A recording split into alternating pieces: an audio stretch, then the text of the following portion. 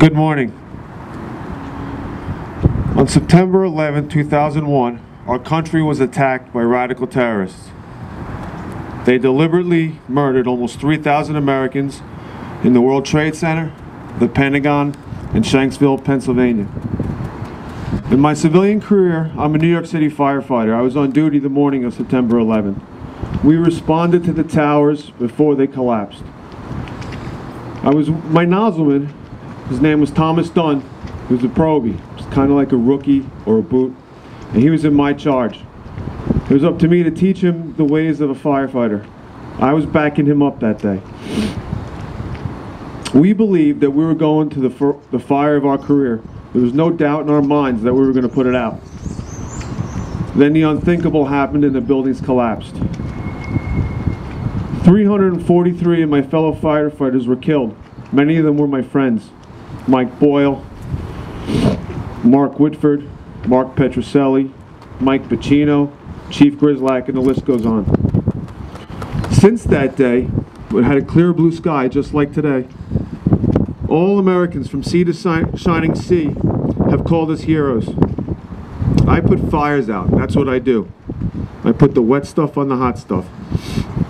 We protect life and property in the city of New York. We're not heroes, we just do our job.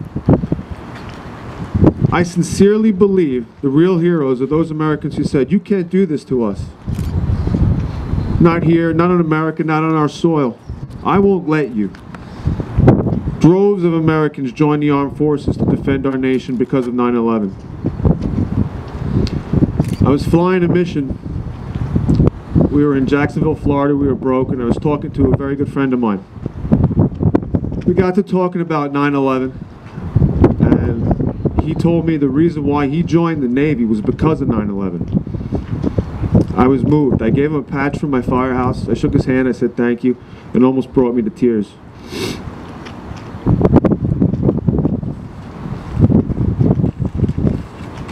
The three most happiest days of my life were when I married my wife Jenny and the birth of my two children.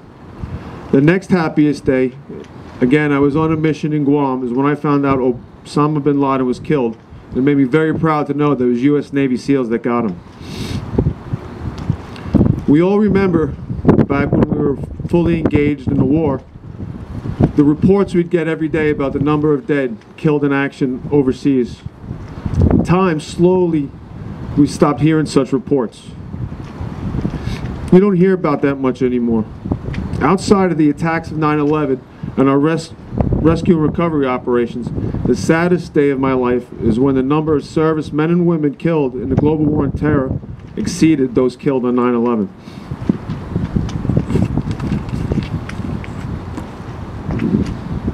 That is why we are here today.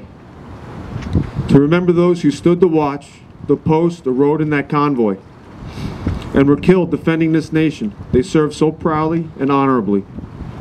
We received lots of letters in the firehouse, t-shirts, patches, pictures of servicemen and women with boots on the ground holding an FDNY flag in their AOR. That feels good for us to let us know that they're there for us. So many have made the supreme sacrifice. Today we honor the real heroes for their courage, their bravery, and their sacrifice for our nation's freedom. Remember their families and honor their sacrifices, a debt the FDNY or this nation can never repay. Honor them, but most of all, never forget them for what they did for us, our children, and our nation. Stand by for the Navy hymn.